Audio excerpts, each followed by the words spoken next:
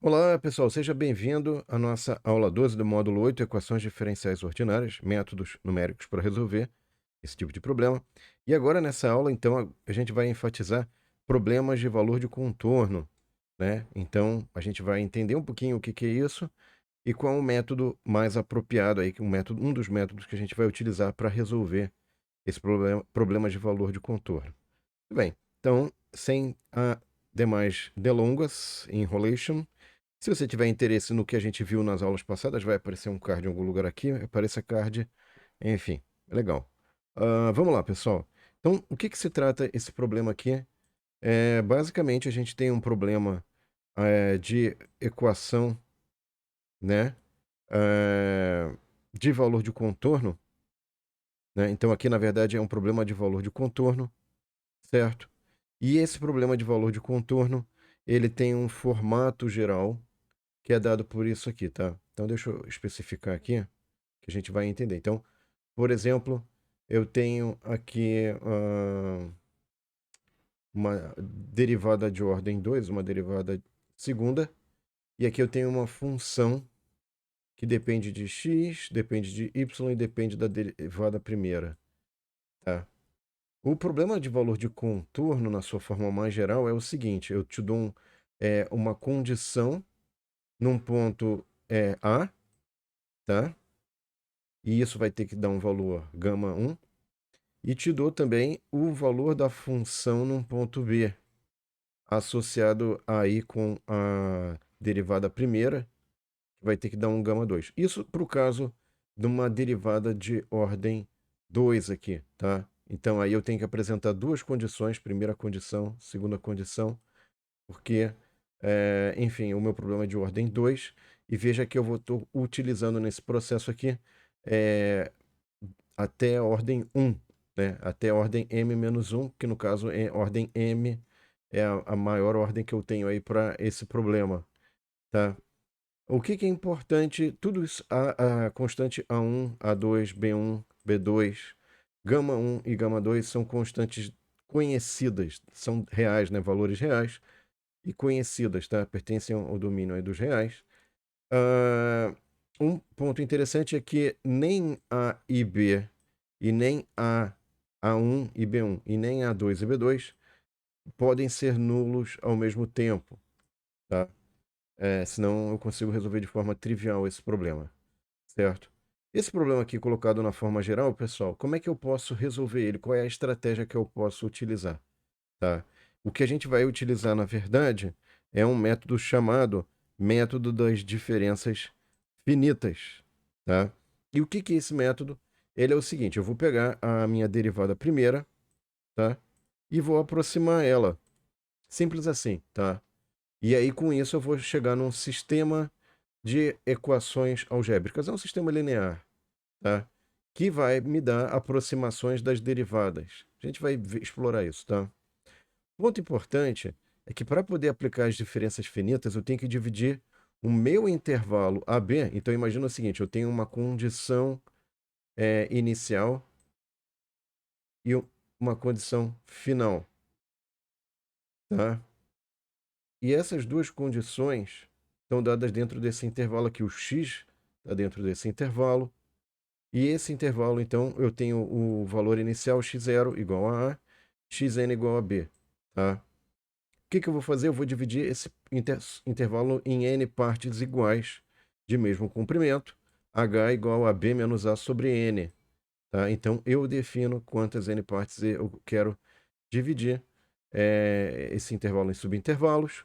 Com isso, eu vou ter o quê? Por exemplo, eu tenho essa fórmula daqui que vai me dar como é que eu vou calcular os sucessivos valores de x. A partir do x0, eu vou calcular o quê? Eu vou calcular, por exemplo, se eu colocar aqui k igual a zero, né? Para k igual a zero, eu vou ter então k. Desculpa. Aqui deveria ser. Enfim, aqui tá um pouquinho complicado, pessoal. Sorry. Aqui. Não, tá certinho, é isso mesmo. Então esse zero aqui não entra. Eu vou botar correto lá na descrição do vídeo esse PDF, tá, pessoal? Tá corrigido. Para k igual a zero não considera. K igual a 1, por exemplo, tá? Então para k igual a 1, eu vou considerar que k igual a 1 vai ser o quê? X0 mais 1 vezes h. Então, vai ser x0 mais h. Você obtém o x1. Se você quisesse o x2, põe k igual a 2. E aí aqui a diferença vai ser que vai ser 2 vezes h. Tá? Bom, uma vez que eu tenho uma fórmula para obter o x1, x2, x3 até x n-1, né? Por que eu não vou até n? Porque para x de n eu já tenho um valor dado, ó. É igual a b, né? E por sinal, quando eu for botar aqui n-1 no lugar ali, ele vai me dar quanto? Ó, x de n-1 vai ser n-1, tá horrível esse n-1, mas tudo bem, vezes o h, tá?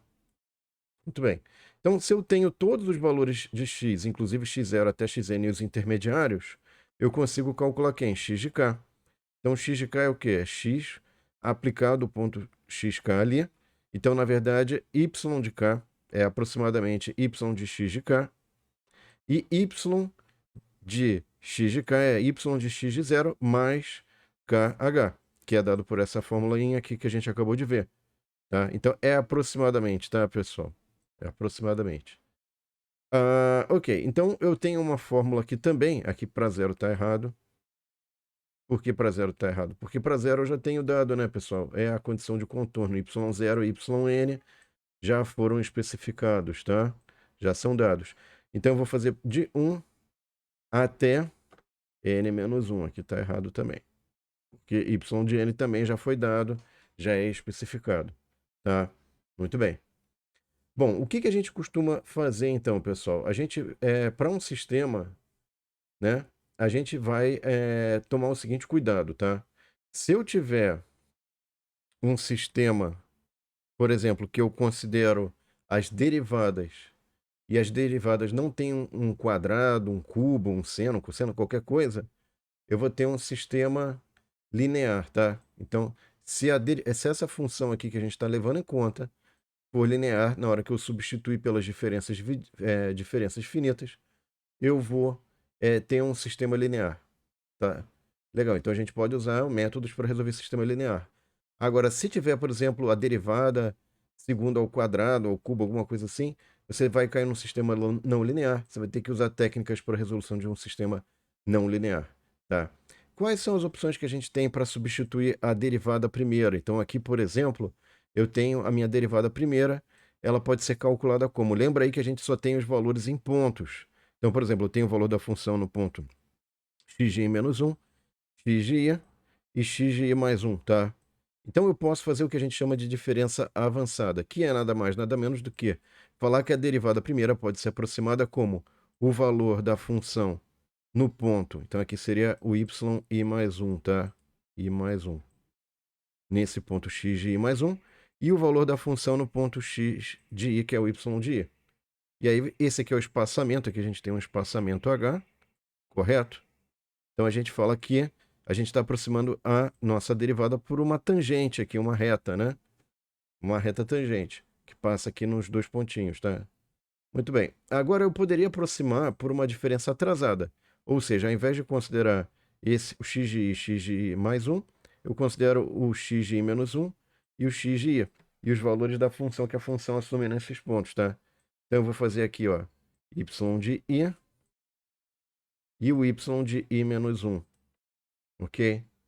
E tem a diferença centrada também, tá, pessoal?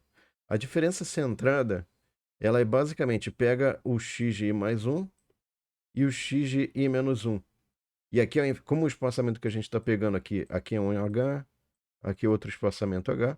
Então aqui tem que ser dividido por 2h. O espaçamento nosso é 2h, ao invés de apenas h, como era na diferença avançada ou na diferença atrasada. Tá? Muito bem. Então, aí o que acontece? Só que o nosso problema é de ordem 2, ou seja, a derivada segunda. A gente precisa também de uma aproximação para a derivada segunda, tá? Primeira coisa importante é que a gente consegue provar que a diferença centrada é mais utilizada porque dá para verificar ou provar que o erro é menor do que se você usar as outras diferenças, atrasadas ou avançadas, tá? E a gente consegue derivar, pessoal, usando aí uma série de contas, que a diferença finita para a derivada segunda pode ser aproximada usando diferença centrada, que é com y de i mais 1 menos 2y mais y de i menos 1 sobre h ao quadrado. Tá? Eu não vou provar, não vou verificar isso aqui, porque vocês vão ter um trabalhão ali, vai ser bem complicado, tá? Aqui, só voltando um pouquinho, pessoal, eu não tinha... Tapou um pouquinho a imagem, sorry. Aqui só mostrando a diferença centrada, né? O gráfico da diferença centrada, para vocês perceberem intuitivamente como é que funciona, tá? Muito bem. E para finalizar então, pessoal, aí vem a questão, poxa, mas como é que eu vou usar tudo isso, né? Eu vou mostrar para vocês um exemplo numérico, passo a passo, e isso vai ficar mais claro, tá bom? Muito obrigado pela atenção de vocês, espero que vocês tenham gostado. Não esqueçam de curtir e compartilhar para que mais pessoas tenham acesso a esse conteúdo. E vejo vocês na próxima aula com exemplo numérico, que vai ser bem bacana, hein, pessoal? Tchau!